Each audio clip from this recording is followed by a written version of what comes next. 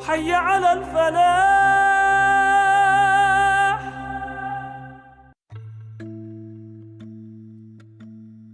So imagine you're out for coffee with a close friend. You're there early at the cafe waiting for your friend. As you sit there, you notice on the TV nearby a politician that you really dislike is giving a speech. You sit there, the anger boiling up inside you. Soon, you hear the door of the cafe open. You look towards the door and there's your friend smiling at you. You return the smile as they make their way over. Now in that scenario, your external environment, the things happening around you, took your attention to two completely different areas of your mind. Seeing the politician on TV took your attention to the anger area of your mind. And then soon after, seeing your friend at the door took your attention to the happy area of your mind. Now, in a similar way, I could ask you to think of a happy memory from your childhood, something that elicits warm, nostalgic feelings, and now your attention is in the happy area of your mind.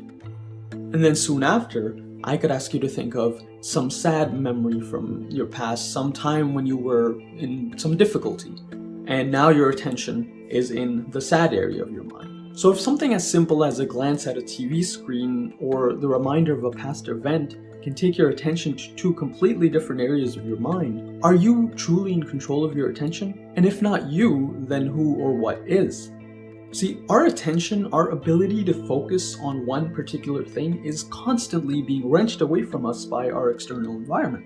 Now that might seem like a pretty obvious fact of life, but it has some serious implications. Research found that in 2016, over 10% of American children were diagnosed with ADHD.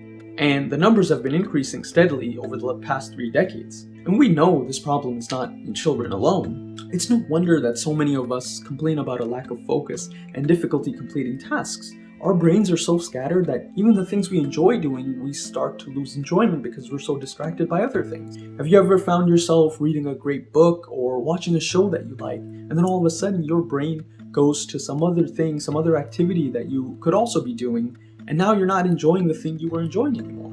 And it's not just limited to the dunya. How many of us find it difficult to stay focused in our prayers? I know I'm not the only one. In fact, I'd say the vast majority of us struggle with focus in our prayers. Allah subhanahu wa ta'ala, our creator, not only knows this, but also calls us out on this in the Quran. In Surah Munafiqun, Allah warns us, O believers, don't let your wealth and your children distract you from the remembrance of Allah. And in another place in the Quran, in Surah Takathur, Allah says, your competition for accumulating wealth has distracted you. Now in this surah in particular, Allah associates becoming distracted and focusing on the wrong things with the hellfire. That is Allah telling us to take this seriously. This should make us think, if our Creator, the one who knows us better than we could ever know ourselves, better than anyone could ever know us, is using such intense language to warn us about being distracted and giving our attention to the wrong things, shouldn't we be worried about giving our attention away so easily? Shouldn't we be trying to maintain control of our attention? The Stoic philosopher Epictetus said, you become what you give your attention to.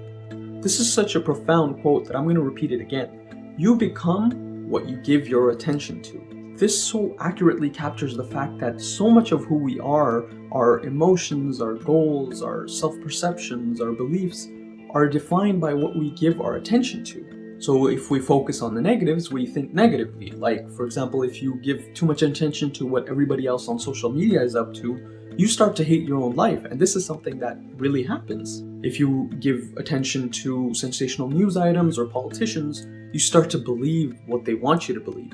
So if that's the case, if what we attend to, what we focus on, directly impacts who we are, what we believe, how we feel, how can we give up control of our attention that way? How can we give up our freedom in that way? Now, as Muslims, we know that true freedom comes from saying La ilaha illallah, that we submit only to Allah, that we give control of our affairs to no one other than the only one who's truly in control, Allah.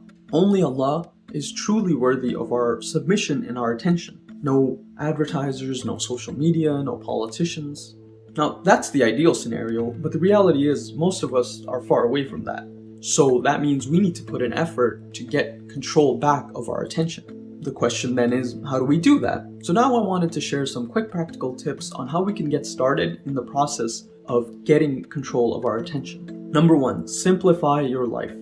When you give your attention to a million things at once, your brain gets used to overstimulation. It begins to crave it. That's why things like social media are so dangerous. You're getting bombarded with a barrage of overly stimulating content shot directly at your brain. Your brain is so overly stimulated by the end that going for a walk or talking to a friend seems super boring. So limit the amount of things taking your attention. Cut down the number of things you're involved in. You don't need to be following 3 shows at one time while checking up on 4 social media accounts, and there's all the family responsibilities that you're falling behind on already, not to mention the work stuff. Your brain is struggling to manage all these things. You need to give your brain a break. Research has shown that multitasking is mostly a myth. In fact, if anything, it just leads to mediocre effort in all different areas of your life because you're trying to do too many things all at once. So cut out the excess and focus on the things you truly care about. You'll be happier, you'll be less stressed, you'll be more productive, and the few things that you do take part in, you'll enjoy even more. Number 2 is to add low stimulus activities. So this is related to the previous point.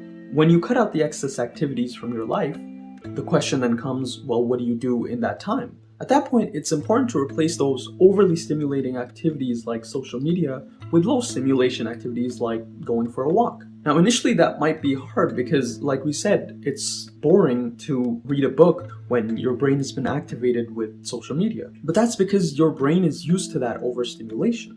Your baseline stimulation, the kind of things that get your brain going, it's way too high and you need to bring it down. That's why it's important to make time for things like going for a walk or reading a book or calling up a friend. These low stimulation activities that will bring your baseline stimulation down. Over time, these things will become enjoyable as your baseline stimulation goes down. Number 3 is to keep a focused journal. So we know that achieving any goal requires you to track your progress, and keeping a focused journal is simply that. So once a week, or however often you want to do it, take some time out, sit down with a journal, and ask yourself some questions. How was my focus this week? Did I stay focused for the most part? Did I get distracted easily? What distracted me? For example, you can think of times that someone was trying to talk to you and you were distracted on your phone until that person had to get your attention. Now, I know that's something I deal with, and I didn't even realize it until my wife called me out on it, so take an example from me. Now, as you sit there with your journal and you think back, if you notice that over the past week you were easily distracted, think about what was it that distracted you, and that'll give you the next steps for the following week on what you can do. Not only that, just the simple act of going back to this journal every week will keep that process in top of your mind. See, the problem is that we allow our attention to go on autopilot, and then whatever is the most exciting thing in the moment takes our attention. By doing this process of journaling, we stop our attention from going on autopilot. From one week to the next, we already know that we're keeping a track of our attention, so that keeps it top of mind. So whenever something is about to distract us, we know, hey, wait, I'm supposed to be focusing on this thing and not being distracted. And then it allows you to course correct in that moment. Number 4 is to pray like a sloth. Now, if you're like me and you find yourself getting easily distracted during your prayer, try this one strange technique. Take extra time out for your prayer and go through the motions of the prayer slowly. I mean, literally slow down your movements. I like to pretend like time is slowed down and all my movements are in slow motion. Now, I know that sounds weird, but the reality is, when you slow down the actions that have become second nature to you, that have become automatic, it forces your brain to focus on those actions. If you don't believe me, try thinking about walking next time you walk, picking up your foot, moving it forward, putting down, then the next foot. We're used to walking automatically, so our brain doesn't need to actively think about it. So when you force your brain to actively think about it, it actually makes it harder to walk. In a similar way, if you slow down the actions of your prayer, which have now become second nature to you, it'll force your brain to focus on the act that you're doing. In addition to physically slowing down, you can slow down your recitation. Try to listen to the words that you're reciting. Try to pronounce each letter correctly. And if you can, learn the meanings. Even the simple act of slowing down the recitation will, again, force your brain to focus on what you're reciting. Now, the wonderful thing is that our 5 daily prayers can act as a periodic reminder through the day for us to get back on our focus. It gives you a chance to think about, okay, from the previous prayer to this one, how was my focus? Was I getting distracted really easily? And then you can think about, okay, from this prayer to the next one, what am I going to do different? So with these quick tips, inshallah, you'll start getting back control of your attention. You'll be able to direct your attention to what you want to instead of whatever is most exciting in the moment. It'll make you more productive, more in control of your time, more able to reach the goals that you want to reach, and most importantly, it'll make you a happier, more content person. So thank you for watching. If there's anything that you heard that benefited you, I humbly request your prayers. If you think someone else can benefit from this, do share and get in on that sweet, sweet reward. And with that, I'll sign off by praying that Allah gives us more control over our attention and allows us to direct our attention towards what's most pleasing to Him. And through that, we become successful servants. Assalamu alaikum wa rahmatullah.